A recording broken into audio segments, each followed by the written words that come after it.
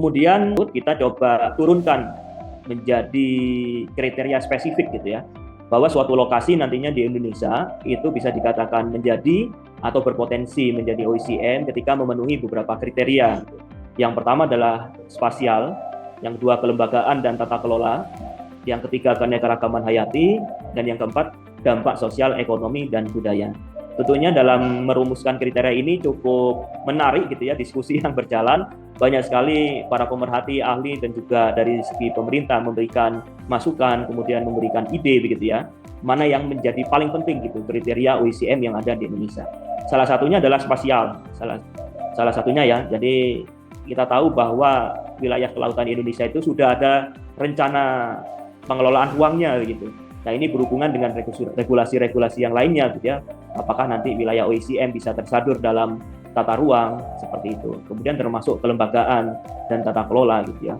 Kita tahu bahwa di praktek kearifan lokal di Indonesia itu ada yang dilaksanakan oleh masyarakat hukum adat, ada juga yang masyarakat lokal, atau mungkin masyarakat tradisional gitu. Nah, tentunya mereka memiliki kelembagaan-kelembagaan yang sangat variatif.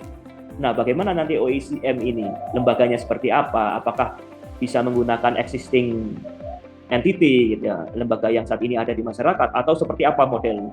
Nah, ini yang masih coba terus digodok gitu ya, dan nanti harapannya bisa mulai terlihat di guideline OECM Indonesia, termasuk toolbox.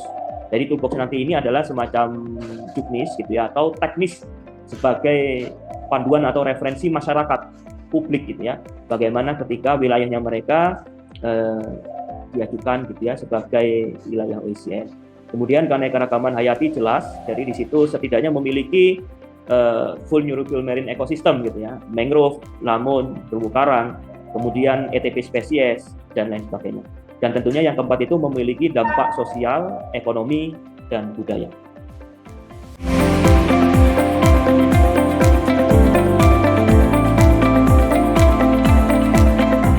Kemudian di sini kita mencoba sharing sekilas gitu ya, dari definisi kriteria yang sudah didiskusikan melalui series of workshop dan meeting, kita coba uji petikkan gitu. Jadi di trial di site-site yang memiliki potensi OECM, termasuk salah satunya adalah site dari rekan-rekan YAPK ya, di Sangihe juga waktu. Jadi nanti mungkin Bang Awe bisa sharing ke kita, sama-sama belajar gitu ya, praktek di sana seperti apa. Jika boleh kita rangkum gitu ya dari hasil uji petik tentang definisi dan kriteria OECM di Indonesia gitu ya, di 7 provinsi kalau nggak salah, kemudian ada beberapa NGO, 8 atau 9 NGO, kemudian melibatkan lebih dari 100 community gitu ya untuk memberikan masukan dan juga ide gitu ya tentang definisi dan kriteria OECM yang sedang disusun, termasuk masukan-masukan dari pemerintah daerah. Jika kita coba simpulkan, ada 3 tema isu atau poin yang perlu didetailkan lebih dalam, yaitu yang pertama kepastian akan ruang, bagaimana nanti ketika OECM itu sudah ditetapkan gitu ya oleh pemerintah untuk suatu entiti tertentu, misalkan masyarakat ataupun lainnya, itu bisa dipastikan rekognisi untuk ruangnya gitu. Nah, ini tentunya ada sinkronisasi atau nyambungnya juga dengan tata ruang. Nah, kemudian yang kedua, pelimpahan kewenangan. Nah, pelimpahan kewenangan ini sebagaimana kita ketahui sampai saat ini bahwa otoritas pengelola laut itu sampai saat ini kan masih di provinsi ya. Nah, itu bagaimana proses pelimpahan kewenangan dari provinsi kemudian ke masyarakat misalkan. Nah, skemanya seperti apa, operasionalisasinya seperti apa, itu perlu didiskusikan bersama dan dikembangkan bersama. Tentunya ini nyambung juga dengan landasan hukum yang nanti akan dikembangkan. Dan yang terakhir adalah pemantauan akan dampak. Jadi kalau kita mundur tadi ya, bahwa poin penting satu di luar kawasan konservasi gitu ya, dan yang kedua dia memberikan dampak secara nyata, secara in situ di lokasi tersebut. Namun pelaksana atau yang entiti kelembagaan yang mengelola itu adalah masyarakat, sejauh apa metode pemantauan itu bisa dilaksanakan oleh masyarakat gitu. Jadi bagaimana menyusun suatu modul atau suatu pendekatan monitoring evaluasi wilayah OECM yang tidak susah, yang sederhana, dan bisa dilaksanakan oleh masyarakat, tapi secara ilmiah diakui. Nah, itu menjadi tantangan gitu ya buat kita bersama-sama menyusun itu gitu. Jadi bagaimana bisa masyarakat itu bisa melaksanakan gitu.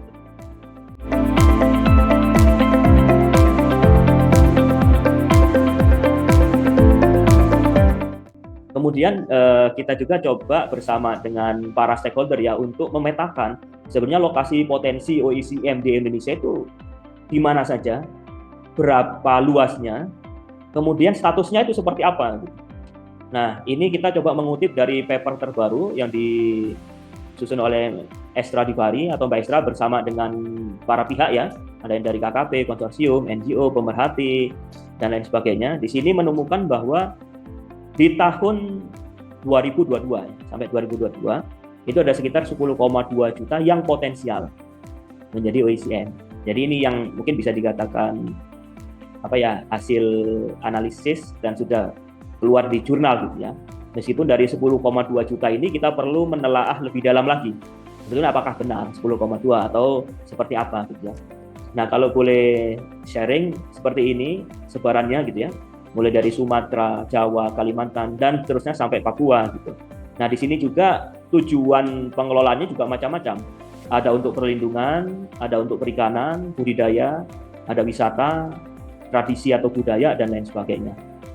Nah, kemudian saat ini kita juga bersama dengan tim konsorsium, dengan pihak-pihak yang lain juga, bersama Mbak Estra juga, mencoba mendetailkan kembali gitu. Dari 10,2 itu, mana saja yang paling mendekati definisi kriteria yang saat ini ada di Indonesia, yang tadi kita coba diskusikan, dan sementara hasilnya seperti ini. Dan ini per Oktober di tahun kemarin ya, jadi saat ini kita sedang memproses juga dan menggali lagi lokasi-lokasi lain yang punya potensi yang belum terdata gitu, termasuk setelah kita diskusi dengan rekan-rekan dan juga tim KKP, pemetaan ini perlu di-overlay dengan NPA target 3045. Jadi pemerintah Indonesia punya target gitu ya untuk pengembangan NPA di Indonesia sampai 2045 gitu. Nah, saat ini kita sudah dapatkan datanya, tinggal diolah, namun memang masih dalam tahap pengembangan, masih belum officially gitu. Harapannya nanti ada kan paper ilmiah yang kita bisa rumuskan bersama-sama sebagai salah satu hasil analisis tersebut. Termasuk lokasi yang berpotensi OECM, tapi di target NPA Vision 3045, dia menjadi NPA baru atau NPA extension, pengembangan dari NPA yang existing ada. Nah, overlapping itu bagaimana prosesnya nanti gitu ya, apakah bisa didiskusikan kembali ataukah bagaimana prosesnya, itu tentunya perlu melibatkan stakeholder yang lebih luas. Misalkan bagaimana pemerintah daerah ya, provinsi, bagaimana pandangannya, kemudian dari pemerintah pusat seperti apa, dari NGO, dari pemerhati, dan sebagainya itu seperti apa. Nah, mungkin seperti itu sedikit update progres dari pengembangan OECM yang di Indonesia. Tentunya ini masih terus berjalan dan kita coba selalu untuk memastikan dalam prosesnya juga pelan-pelan dan penuh kehati-hatian, sehingga ketika memang OECM ini sudah siap gitu ya, baik secara landasan, guideline dan sebagainya, itu bisa applicable, bisa terlaksana gitu.